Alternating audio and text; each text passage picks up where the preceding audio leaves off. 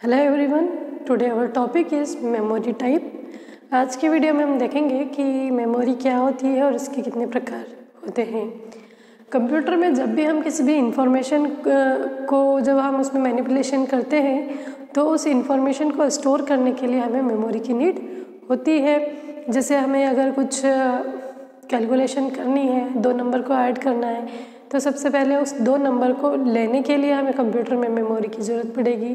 फिर अगर हम उसमें कुछ ऑपरेशन परफॉर्म करते हैं तो हमें मेमोरी की नीड पड़ती है। तो मेमोरी क्या है? एक स्टोरेज डिवाइस है जिसमें हम क्या करते हैं, डेटा को स्टोर करके रखते हैं। तो आज इस डायग्राम के थ्रू हम देखते हैं कि मेमोरी कितने प्रकार की होती है। सबसे पहले मेमोरी है जिसे हम क्या कहते हैं, स्टोरेज डिवाइस भी कहते हैं। ये 2 पार्ट में डिवाइड होती है। फर्स्ट होता है प्राइमरी मेमोरी एंड जो सेकेंड है सेकेंडरी मेमोरी। प्राइमरी मेमोरी को भी फर्दर कितने 2 पार्ट में डिवाइड किया गया है, रैम और रोम। रैम मतलब रैंडम एक्सेस मेमोरी, जिसे भी 2 पार्ट में डिवाइड किया गया है, ये होता है स्टैटिक रैम एंड सेकेंड होता है डायनामिक रैम। अब यहाँ पर जो है रोम, रीड ऑनली मेमोरी, और इसके अलग टाइप है PROM, EPROM and double EPROM. तो सबसे पहले हम देखें कि सेकेंडरी मेमोरी के भी जैसे मैग्नेटिक डिस्क है जिसमें हार्ड डिस्क, फ्लॉपी डिस्क आती है और मैग्नेटिक टेप है। तो अब सब जो है प्राइमरी मेमोरी क्या होती है? Primary memory, the memory with which the CPU can directly communicate is called primary memory. जैसे कि इसमें क्या होता है कि जब भी कोई भी कैलकुलेशन करते हैं या कोई भी प्रोग्राम एग्जीक्यूशन करते हैं तो सीपीयू क्या करता है, डायरेक्टली प्राइमरी मेमोरी से कम्युनिकेट करता है।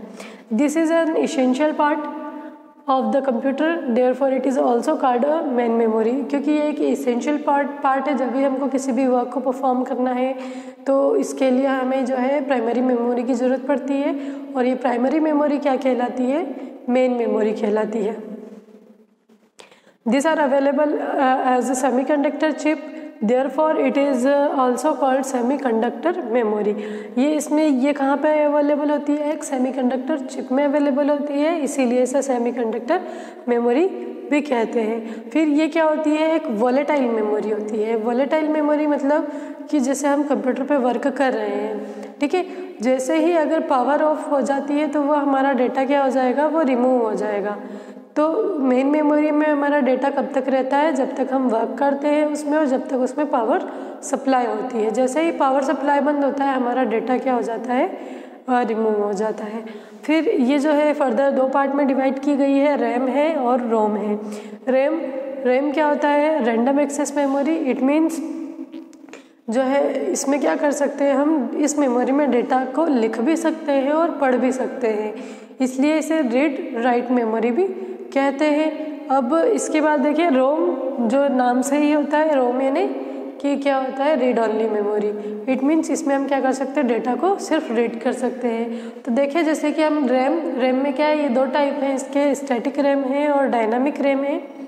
स्टैटिक रैम क्या होती है? जिसमें कि डेटा को वोल्टेज के फॉर्म में स्टोर किया जाता है, और जो डायनामिक रैम है इसमें डेटा को करंट के फॉर्म में, चार्ज के फॉर्म में स्टोर किया जाता है।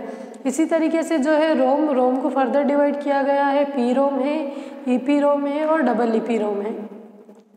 रोम इट मीन्स क्या होगा, इसमें डेटा को पहले से ही लिखा हुआ डेटा होता है, इसमें सिर्फ हमें रीड करने की परमिशन मिलती है, इसीलिए इसे रीड ऑनली मेमोरी भी कहते हैं।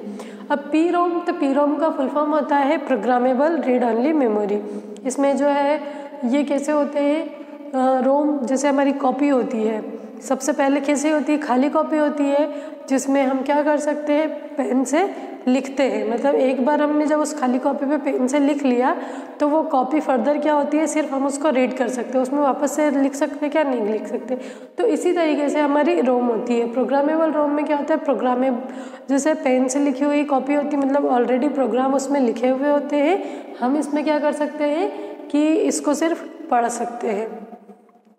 फिर सेकेंड है हमारा EPROM, erasable programmable read only memory.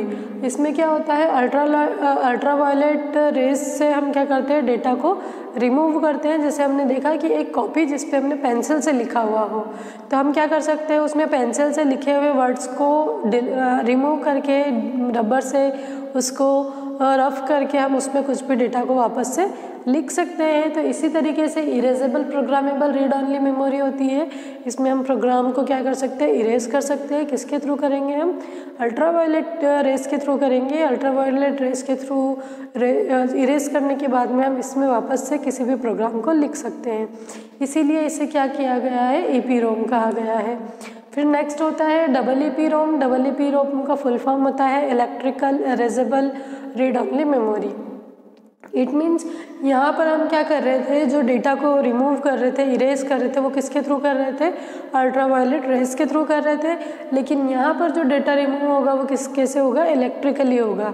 मतलब जो हमारा डेटा है वो इलेक्ट्रिकल इरेज होगा और फिर वापस हम इस पर क्या कर सकते हैं, प्रोग्राम को लिख सकते हैं। तो इस तरीके से जो है रोम को भी 3 पार्ट में डिवाइड किया गया है। अब हम देखें नेक्स्ट जो है सेकेंडरी मेमोरी। तो सेकेंडरी मेमोरी क्या होता है, जिसको हम ऑक्सिलरी मेमोरी भी कहते हैं। अब यहाँ पर जो है this are the storage device, large programs and huge amount of data are stored in this memory. These are permanent memory. That means when power goes off, the information is not lost. The information is stored in the form of magnetic field. Thus, they are known as the magnetic memory.